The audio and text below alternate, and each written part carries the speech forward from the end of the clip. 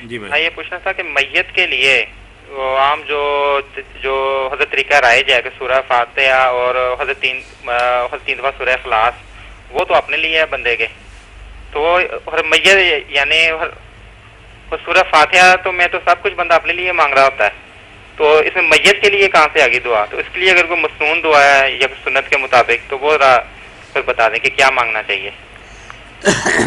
بالکل ٹھیک ہے بات آپ کی کہ لوگ جاتے ہیں اور فاتحہ پڑھ کر بخشتے ہیں، کوئی سورہ اخلاص پڑھتا 3 مرتبہ. تو سوچنے کی بات یہی ہے کہ ان صورتوں میں میت کے لیے کیا ذکر آتا ہے؟ کچھ بھی نہیں اس کا بیان ہوا، نہ بخشش کی دعا نہ کوئی.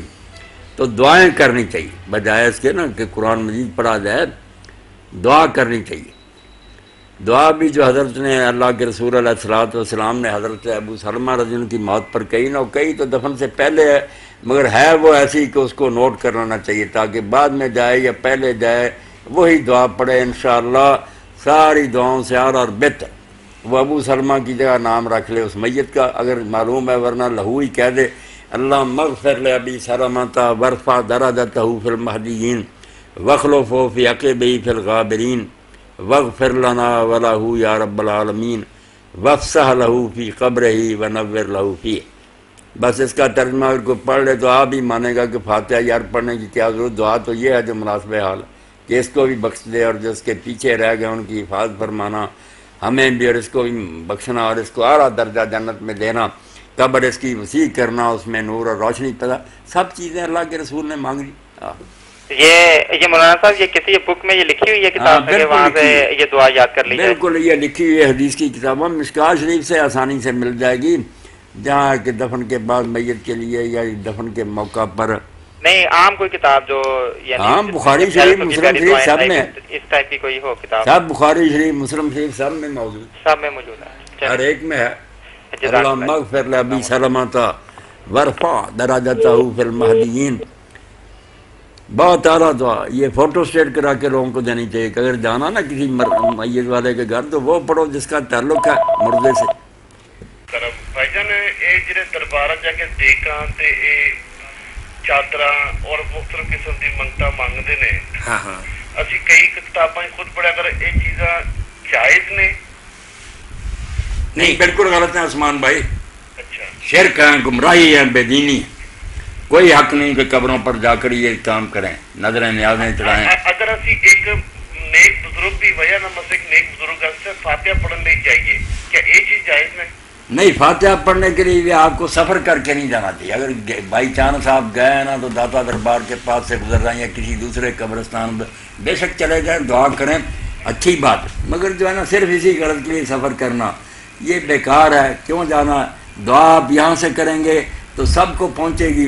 میں نے کئی بار پہلے بھی حدیث پاک سنائی، اب بھی سنا دیتا ہوں کہ اگر ایک مرتبہ کوئی شخص اللہ کے رسول علیہ السلام فرماتے ہیں کہہ نا اللہم اغفر للمؤمنین والمؤمنات، تو اللہ آدم علیہ السلام سے لے کر قیامت تک جتنے مریں گے نا مرد اور مومن، ان کی گنتی کے برابر اس کے لیے ثواب لکھ دیتا.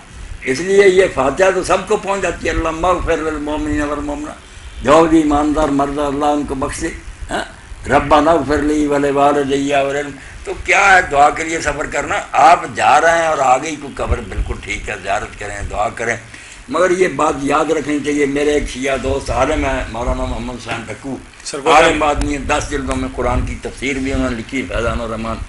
ان سے بات ہوئی تھی، ایک دوست نے پوچھا، میرے ساتھ تھا، کہ مولانا قبر پر کیا کرنے جانا چاہیے؟ انہوں نے کہا قبر والے کو کچھ دینے کے لیے جانا، لینے کے لیے جانا.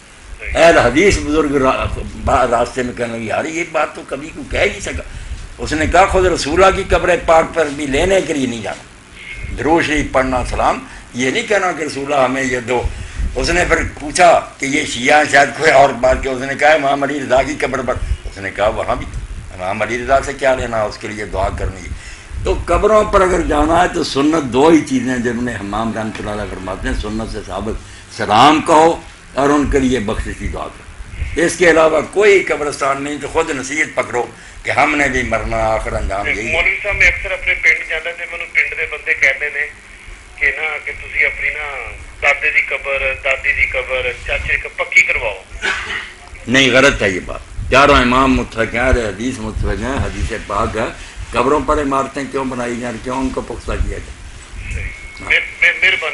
اگر قبر جو ہے نا وہ ٹوٹ پھوٹ جاتی تو اس پر کینکریاں ڈال سکتے ہیں، مرمت کر سکتے ہیں، تصحیح کر سکتے ہیں، یہ بجری وغیرہ جو ہے نا مٹی ڈال کر اوپر یہ ڈال دیں، بہت اچھی بات۔ اب مرنے والے کے لیے فاتحہ کی کیا اہمیت ہے جو کہتے ہیں فاتحہ پڑھے؟ ہاں، یہ جو کہتے ہیں جاتے ہیں لوگ جو فوت ہو گیا اس کے لیے فاتحہ پڑھیں، یہ جو رواج ہے نا کہ الحمد شریف پڑھتے ہیں اور اس کے ساتھ اللہ پڑھتے ہیں اور ثواب بخشتے ہیں، یہ تو امین بھائی دین میں کوئی نہیں آیا، نہ اللہ کے رسول نے، نہ صحابہ نے، اماموں نے کچھ نہیں بتایا۔ دعا البتہ میت کے لیے کر سکتے ہیں، اس کو بھی اگر کوئی فاتحہ کہہ دیتا چلو نام رکھ لیا کوئی بات نہیں، دعا کرنی چاہیے کہ اللہ اس کو بخشنا، اس پر رحم کرنا، اس کے گناہ معاف کرنا۔ بالکل صحیح۔ اس کے لیے بھی لوگوں کو چاہیے کہ وہ دعا جو آپ نے حضرت ابو سلمہ کی موت پر کہی تھی وہ سب پکا لیں، باقی سب بھول جائیں، یہ ختم درود اور سارے، وہ ابو سلمہ کی جگہ نام رکھ لیا کریں مرنے والے کا۔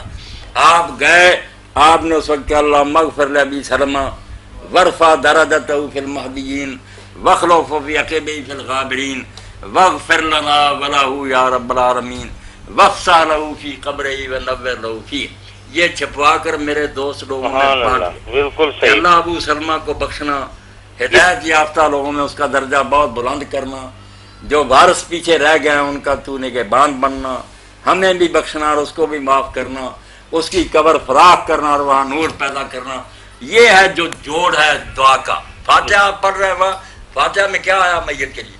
کچھ نہیں، وہ تو زندہ دعا کر رہے ہیں، ہمیں راستہ دکھا، مردے کا کوئی اس میں ذکر ہے؟